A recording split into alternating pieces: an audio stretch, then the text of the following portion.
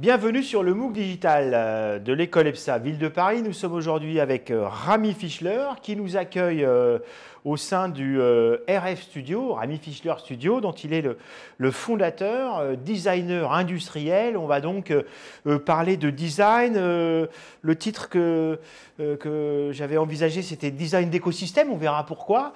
Et puis, je voudrais commencer un petit peu avec l'histoire en évoquant le fait que vous avez été pensionnaire, je crois que c'est comme ça qu'on dit, de la Villa Médicis, et vous avez attiré mon attention sur la relation du design au pouvoir. L'urbanisme et pouvoir, on connaît, hein, Haussmann, c'est du pouvoir, la romantique déjà, le quadrillage aussi, la hauteur, on le voit aussi aujourd'hui avec les gratte-ciels, c'est du pouvoir, ou l'architecture de prison, évidemment.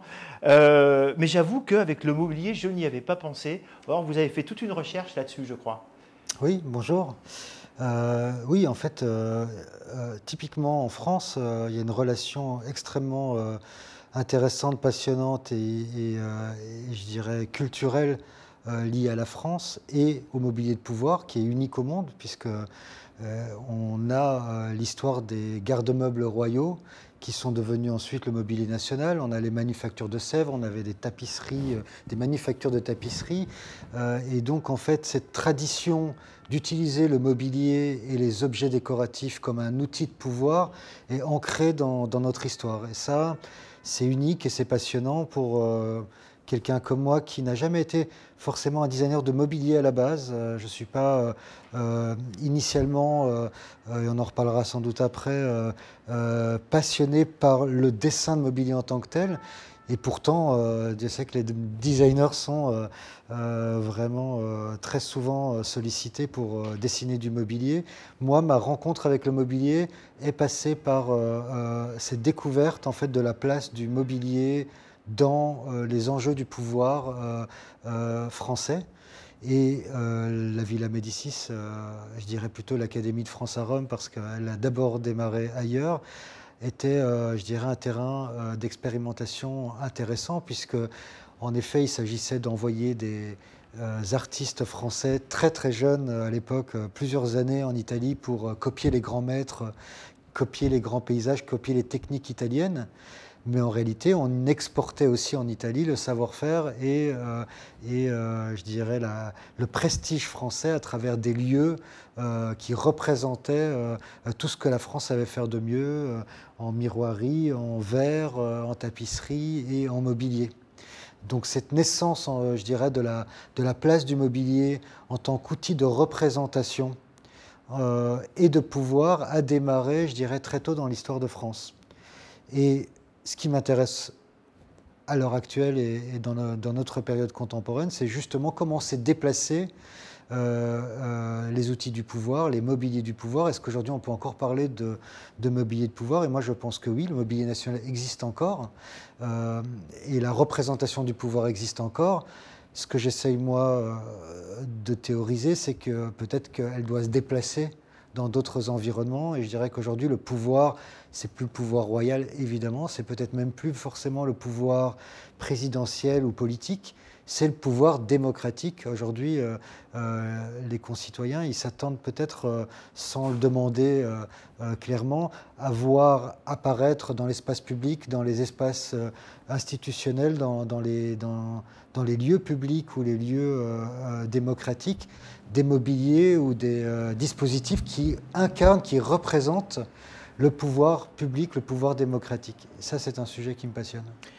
Alors on va donc parler essentiellement de design et on va voir comment aussi le design est une pratique qui déborde, finalement pas si facile que ça à cerner. C'est peut-être pour ça d'ailleurs que je reprends vos mots, vous qualifiez le design d'une discipline floue dans la mesure où en effet il faut aussi peut-être, et encore une fois je reprends vos mots, reconnaître qu'on ne sait pas parfois pour apprendre aussi de ses interlocuteurs. Oui, et puis parce que c'est une pratique en fait qui est bien moins protégée que les autres pratiques des arts appliqués comme l'architecture par exemple ou le graphisme. On n'est pas représenté, on n'a pas de corporation, on n'a pas de syndicat. On est un métier en fait finalement assez difficile à cerner déjà de ce point de vue-là. Et puis aussi parce que c'est un métier qui, je pense, à la différence des grands métiers classiques que connaissent, je dirais, que connaît le grand public, comme je dirais l'architecture. Le design c'est un métier qui évolue avec son temps et qui s'adapte, je dirais, aux époques et aux besoins. Et c'est certain qu'aujourd'hui, le designer n'a pas le même, je dirais, la même place dans la société, dans l'industrie, qu'il ne l'avait au début du siècle ou après-guerre. Donc c'est un métier qui doit s'adapter, qui s'adapte à l'évolution des technologies, des usages, des enjeux économiques, écologiques, et qui, je l'espère, ne fait pas que s'adapter et suivre, mais aussi participe évidemment à la transformation de notre société. Alors le design, terme anglais, mais qui vient aussi du latin, disegno, c'est vraiment la part conception, hein, et vous le dites aussi vous-même que le design, c'est inventer des fictions, c'est raconter des histoires, finalement, c'est mettre les mots, même si j'imagine que vous êtes attaché au trait et au crayon, c'est sans doute pour vous des mots d'abord, avant même de poser un crayon sur une feuille de papier. Ah oui, c'est certain. Alors ça vient de plein de raisons, hein. On pourrait en parler des heures, mais déjà parce qu'on travaille collectivement. Alors dessiner collectivement, c'est très compliqué. Par contre, échanger, c'est beaucoup plus facile. Donc je pense que traditionnellement, et surtout dans un pays latin, échanger, parler, communiquer, discuter, rêver ensemble, ce qu'on appelle un peu des rêves éveillés, c'est beaucoup plus simple pour faire aboutir, en tout cas pour proposer des idées, plutôt que de les dessiner et de les figer. Ça, c'est une première raison qui fait qu'on parle beaucoup dans mon studio, on échange beaucoup oralement avant de commencer à dessiner les choses, parce que d'abord, une problématique ou une question posée peut se formaliser de plein de façons différentes, et on n'est pas, je pense, ici dans un studio où la signature formelle passe au-delà ou au-dessus de la problématique ou de la réponse donnée. Disons que pour une réponse donnée, elle peut avoir plusieurs formes, et ça ne me dérange pas, c'est plutôt même ce que je souhaite. Et puis après, il y a la dimension fictionnelle. C'est un sujet qui m'interroge et qui m'intéresse, qui me passionne depuis des années, parce que, ayant en plus monté une exposition sur ce thème-là, je me suis rendu compte très tôt, d'ailleurs durant mes études, que la place de la fiction était cruciale dans notre manière de pouvoir anticiper le monde de demain et pareil, le partager avec nos interlocuteurs. C'est quand même très très difficile de parler d'usages qui n'existent pas encore, d'objets qui n'existent pas encore, autrement que d'un moment les incarner dans un récit qui parle à tout le monde et qui permet à chacun de se projeter. Et ça, c'est une technique qui existe, j'allais dire, depuis la nuit des temps, mais en réalité, avec le design, elle existe depuis l'ère industrielle, depuis le début du XXe siècle. Avant le XXe siècle, quand on dessinait un objet, et même quand on avait une marque, eh ben pour vendre l'objet, on le décrivait. On décrivait son usage. Et puis, c'est passé finalement une transformation, je dirais, sociétale, qui a fait que les marques ont commencé à décrire les objets en les projetant dans un avenir qui n'existait pas encore. Et donc, du coup, à décrire fictionnellement une fonction qui dépassait qui allait bien au-delà, je dirais, de l'usage pragmatique ou, je dirais, objectif de l'objet lui-même. Et de là est née cette idée qu'à un moment, pour vendre un objet, pour vendre un usage, eh bien, il fallait à un moment le transposer dans le futur. Et je pense qu'on vit encore à cette période aujourd'hui du XXIe siècle, ce besoin de se projeter dans le futur. Et le design, finalement, a une part je dirais, de responsabilité dans ces nouveaux récits.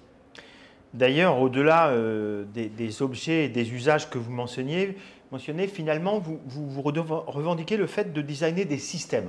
Oui, parce que, encore une fois, il y a le design classique, celui peut-être que les gens imaginent comme le plus commun, qui est de dessiner des mobiliers, de dessiner des luminaires, d'éditer des objets, comme on dit. Et je pense que ça, c'est évidemment une façon très réduite de voir le travail du design et sa fonction dans la société. Quand on commence à problématiser un sujet, forcément, on pense systématiquement écosystème parce que c'est jamais un seul objet. On vit dans une société où les gens échangent, où tout est interchangeable, où tout est en tout cas interconnecté et lié aussi à l'arrivée, à l'émergence des technologies, des objets connectés qui font qu'à un moment, un objet tout seul n'a aucun sens. Et le fait qu'il est connecté à votre smartphone, qu'il est connecté à une autre interface, qu'il est connecté à de la data, qui fait qu'à un moment, il a une utilité. Et cette réalité-là fait qu'aujourd'hui, il y a un vrai besoin de penser tous ces objets et tous ces systèmes et tous ces espaces ensemble et pas évidemment séparément. Et donc c'est là où on parle d'écosystème. Alors évidemment, on comprend que vous revendiquez véritablement une approche assez globale, une approche à distance, étendue. En même temps, on ne peut pas s'empêcher de vous questionner sur ce que, sur le fait que le design, c'est aussi un souci du détail. On le voit d'ailleurs, y compris, on l'évoquera tout à l'heure, une chaise, parce qu'on ne peut pas parler avec un designer industriel sans évoquer la chaise. C'est aussi le détail parfois qui va peut-être faire l'histoire.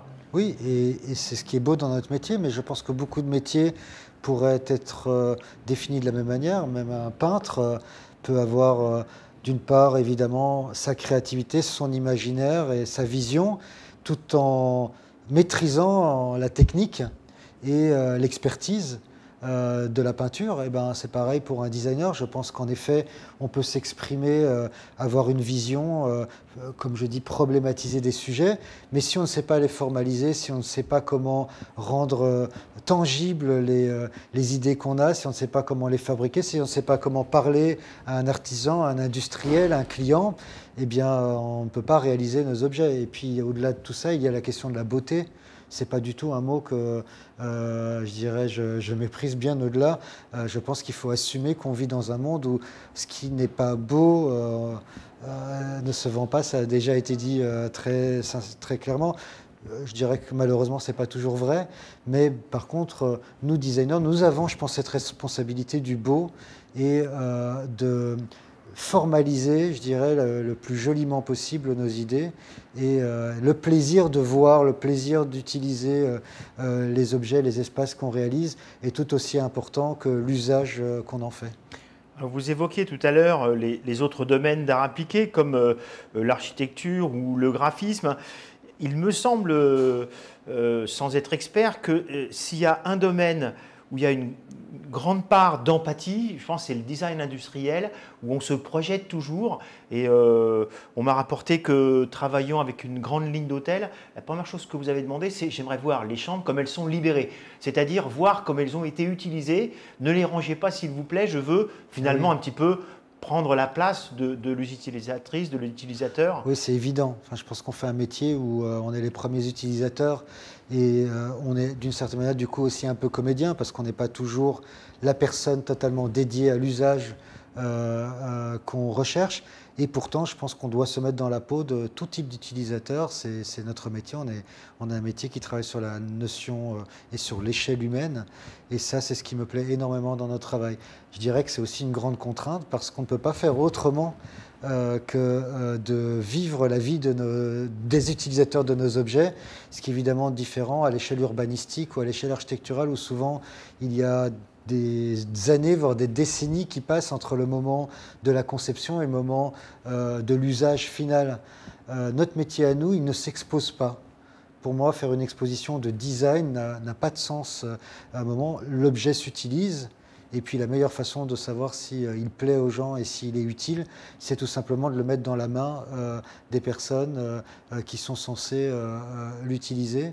Et ça, c'est, je dirais, une des caractéristiques, je pense, vraiment de notre métier.